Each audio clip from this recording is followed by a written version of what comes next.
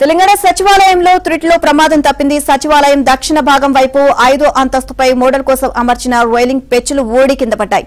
అవి అక్కడే నిలిపి ఉంచిన రామగుండం వ్యవసాయ మార్కెట్ కమిటీ చైర్మన్ గడ్డం తిరుపతి కారుపై పడడంతో కొంతమేర దెబ్బతింది. ఆ సమయంలో అక్కడ ఎవరూ లేకపోవడంతో పెను ప్రమాదం తప్పినట్లయింది.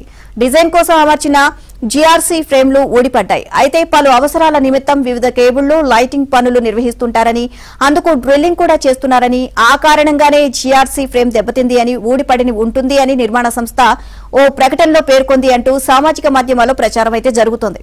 మరి ఇది నిర్మాణ లోపం కాదని, కింద పడిన పెచ్చులు కాంక్రీట్వి కాదని సదరు సంస్థ తెలిపింది. నిర్మాణం పూర్తయి 2 ఏళ్లు అవుతుందని, ఎలాంటి నాణ్యతా లోపం లేదని ఘటనపై సమీక్ష చేస్తున్నట్లు సంస్థ ప్రకటించింది అని సమాచారం.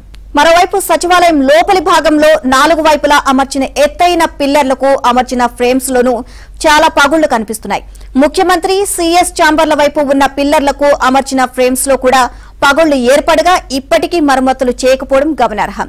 దాదాపు 1500 కోట్ల రూపాయలతో గత ప్రభుత్వ హయాంలో నిర్మించిన సచివాలయం ఏదో ఒక విషయంలో వార్తల్లో నిలుస్తూనే ఉంది. ప్రారంభోత్సవానికి ముందే ప్రధాన ద్వారం బాహుబలి తలుపులు పక్కన సీలింగ్ లైట్ల నుంచి నీరు కారింది. ఆ తర్వాత కొద్ది రోజులకు కురిసిన వర్షం కారణంగా మీడియా సెంటర్ వద్ద నీళ్లు లీక్ అయ్యాయి. తాజాగా 5వ అంతస్తుపై ఏర్పాటు చేసిన జీఆర్సీ ఫ్రేమ్ ఊడిపడింది.